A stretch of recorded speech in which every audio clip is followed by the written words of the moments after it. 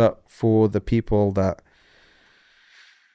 get engaged by this, and again, we see that's largely the youth. So on the one hand, you have the youth with their AI girlfriends. On the other hand, you have the youths that want to believe in something bigger to fill the void. And who's going to step in?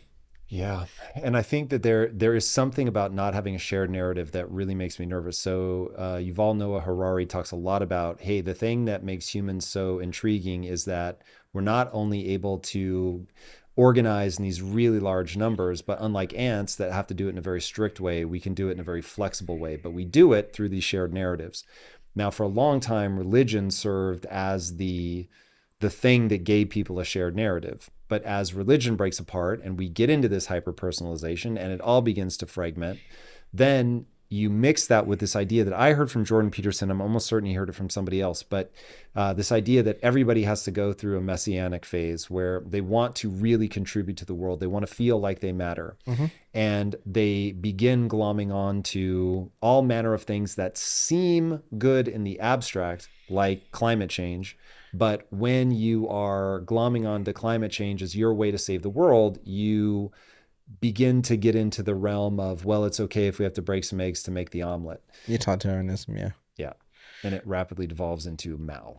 Well, So yeah. how do we, when you, I don't, you said you haven't really thought about this, but I'm super curious, at least in real time, how you think about the idea of how do we need to give people a unifying narrative? And if so, how do we go about it? We need to tell better, more positive stories about the future.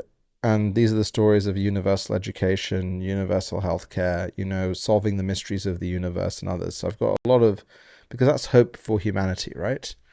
And a lot of the things that we see are dystopias because you're looking at the tiger, you're spotting it. AI is the tiger in the bush. And it's difficult to ride a tiger, but maybe that's a kind of cool picture that we can make in Stable Diffusion in 2 seconds, right? Because it does have this duality of potential outcomes, and maybe it's actually all of them. So what are the stories that we should tell? And I think this is, again, part of the crisis of what is the American identity? What is the American story today? Whereby you've gone through many cycles. What do Americans believe in? What does America want it to be? I'm not sure what Americans want America to be. I'm not sure what Chinese people want China to be. I'm not sure what people want. And I think that it's difficult to think about what is your objective function, how are you going to measure your life and other things. Religion filled a lot of those kind of things, but it still does. Religion hasn't gone away. Half the world is religious, right?